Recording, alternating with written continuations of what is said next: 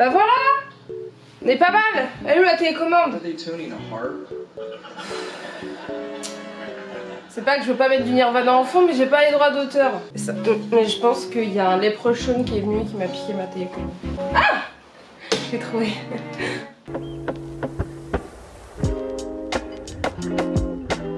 Hello tout le monde! On se retrouve aujourd'hui pour une vidéo story time. Oh oui, mesdames et messieurs, je vais vous raconter ma life. Comme je l'avais dit dans ma vidéo Être une femme en 2020, j'avais parlé du fait de vous raconter mon histoire qui s'était passée en seconde quand je suis arrivée donc au lycée, où j'ai été accusée de sextape. Ça va être du lourd aujourd'hui. On va sur du lourd, du très haut level de conneries. Si tu l'as pas encore vue, elle est juste là. Si tu vois pas le petit truc s'afficher, c'est que t'as désactivé les annotations sur YouTube, c'est pas moi qui bug. Donc du coup je vais vous raconter cette histoire qui m'est arrivée et je vais d'abord vous remettre un peu le contexte pour que vous compreniez bien dans quel état psychologique j'ai pu être à cause de cette histoire et pendant cette histoire. Je vous le rappelle, t'es une meuf, tu sors du collège, t'es un peu déboussolée parce que bon t'es un peu complexée. Je rappelle que nous sommes dans les années 2000 et il faut que je vous explique aussi le contexte familial. Je vais vous le faire très grosso merdo parce que je vais pas non plus rentrer dans les détails. Mais déjà quand je suis arrivée en seconde, ça allait pas du tout dans ma vie privée, à la maison. Bon, on était en plein divorce. Je sortais d'une histoire très compliquée avec mon ex-beau-père. Sans faire trop de détails, c'était un gros pervers. Quand je vous parle d'une histoire de sextape, arriver à être dans une rumeur liée au sexe alors que toi déjà de base tu sors d'une histoire familiale dégueulasse, c'est un peu compliqué. Donc j'arrive en seconde, on sait très bien que les meufs qui arrivent en seconde c'est un peu un steak charal, la fraîcheur elle est encore vierge, vous êtes vraiment dégueulasse. Vous avez un problème avec ça, c'est...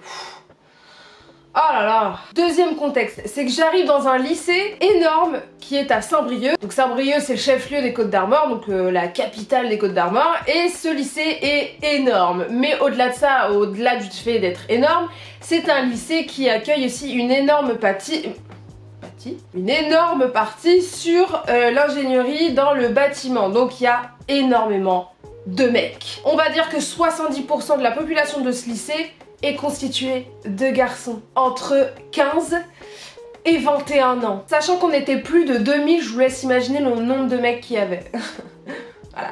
Moi j'étais contente d'aller dans ce lycée, il était super connu, c'était un gros lycée, au-delà de ça, il était quand même pas mal. Puis j'avais des copines avec moi.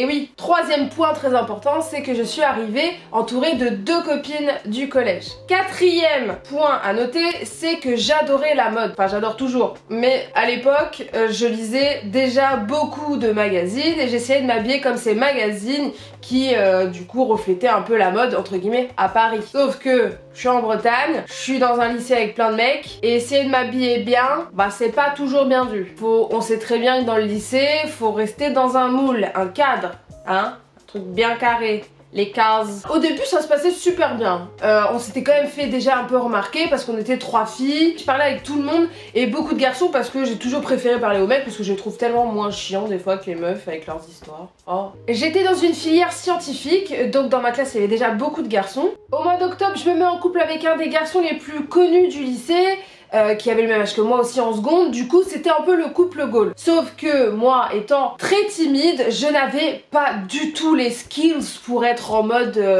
hyper à l'aise avec les mecs. Je vous le rappelle, ma situation privée, j'étais pas du tout à l'aise avec les garçons et encore moins avec le fait de passer à la casserole.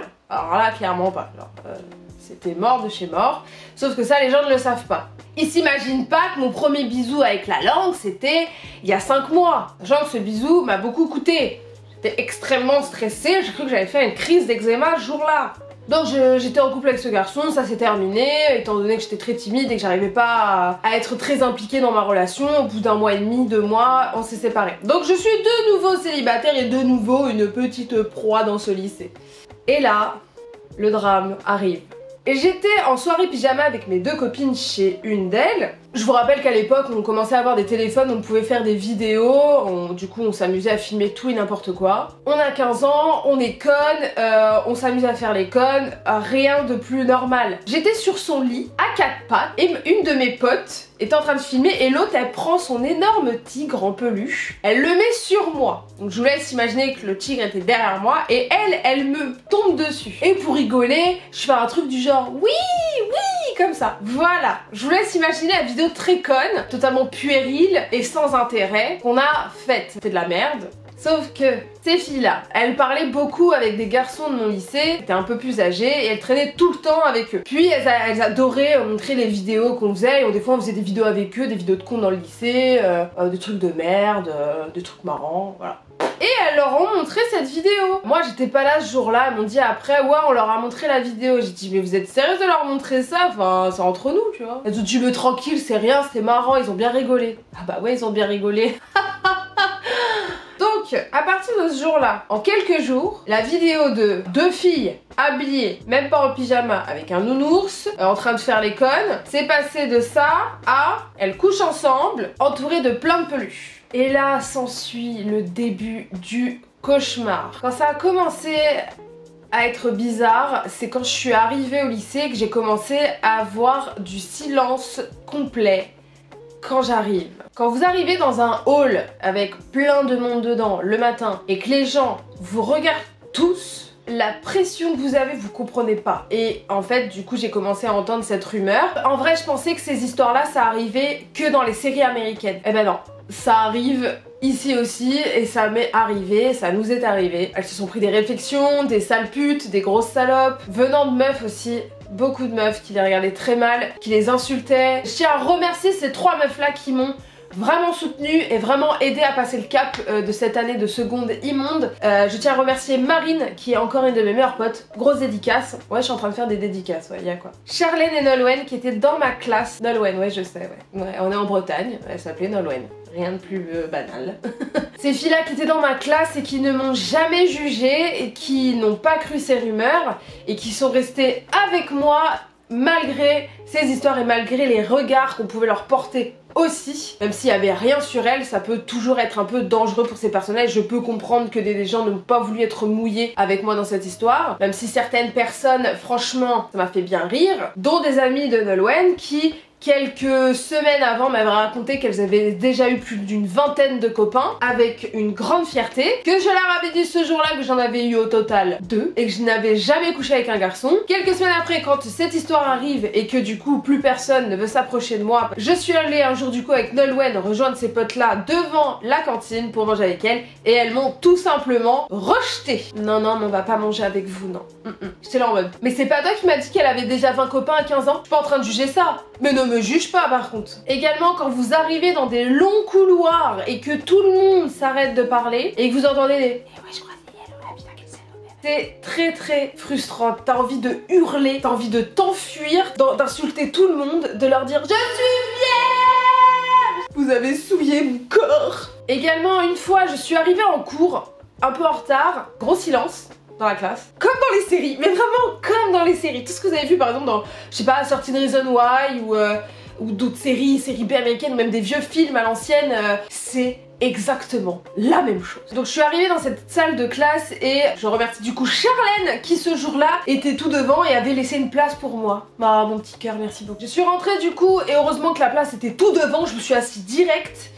Et je lui ai dit excuse-moi de m'asseoir là, j'espère que ça te dérange pas. Elle m'a dit mais non mais pas du tout, je te crois, je sais que tout ça c'est complètement faux, c'est de la merde. Et j'ai dit ouais franchement ça me saoule, j'en ai marre de ces histoires. Et là, il y a un mec qui était derrière. Ce mec me dit bon en même temps Sophia, fallait pas faire ça. Je lui ai fait mon meilleur regard Scarface.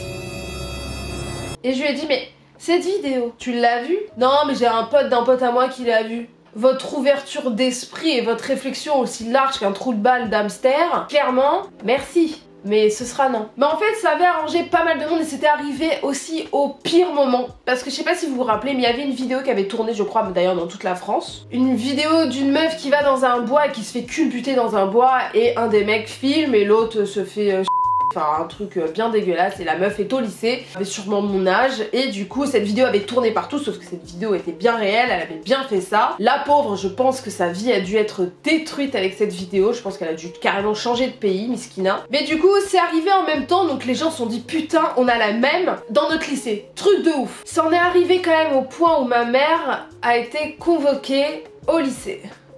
Vous imaginez, vous, votre mère en plein divorce, situation familiale horrible, vous et votre mère dans un état psychologique déjà compliqué, vous avez d'autres chats à fouetter, et là, le lycée vous appelle pour vous parler d'une histoire de votre fille a fait une sextape. Mais ma mère m'a défendu corps et âme et n'a pas du tout cru à cette histoire, ne m'en a quasiment pas parlé en fait, parce que je me souviens pas qu'elle m'en ait vraiment parlé à l'époque.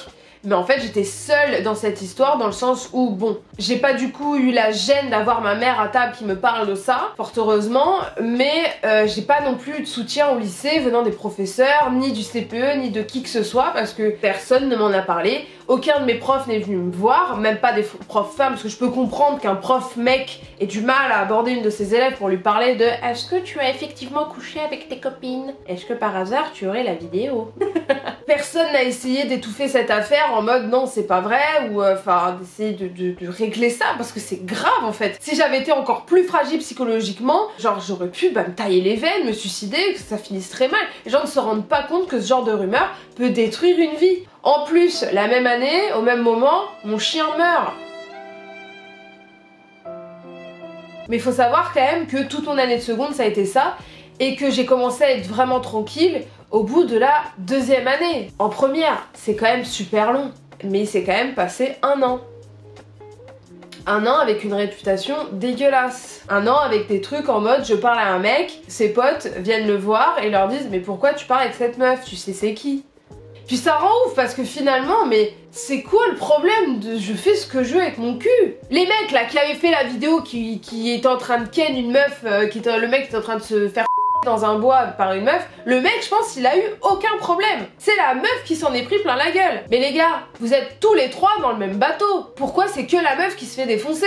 Non mais en vrai les gens c'est des putains d'hypocrites, des putains de sexistes. Parce que finalement là ça n'impliquait que nous, on était que des meufs, mais si on avait couché ensemble, c'est quoi le problème? Après c'était le fait qu'on les montrait à des mecs et que la vidéo est tournée, je sais pas quoi. Ça aurait été un mec qui aurait fait ça, lui ça aurait été le roi du pétrole. Le mec viril qui s'est tapé des meufs. Mais toi t'es une pute. Bah ouais, toi t'es une pute. C'est comme ça. C'est comme ça que ça marche. Voilà, je vous ai raconté ma story time. S'il y en a qui ont vécu la même chose ou des trucs similaires, n'hésitez pas à le raconter en commentaire parce que franchement, ça rend ouf. Par rapport à la dernière vidéo que j'avais faite, être une femme en 2020, j'avais demandé quelques témoignages. J'en ai récolté quelques-uns, mais j'attends d'en avoir d'autres pour faire du coup une vidéo sur ces témoignages de femmes qui ont vécu des trucs de merde. N'hésitez pas à venir en commentaire ou si vous voulez le faire un peu plus anonymement, venez me voir sur Instagram, envoyez-moi un message en privé, racontez-moi votre histoire, y a aucun souci. Sur ce, n'oubliez pas de vous abonner à ma chaîne, de lâcher un petit pouce bleu, ça fait toujours plaisir parce que c'est ça qui me donne de la sephore. Je vous fais d'énormes bisous et n'oubliez pas d'envoyer bouler tous les connards et les connasses qui vous cassent les pieds, qui vous empêchent d'être vous-même et de faire ce que vous voulez de votre vie, de votre corps. Prenez soin de vous.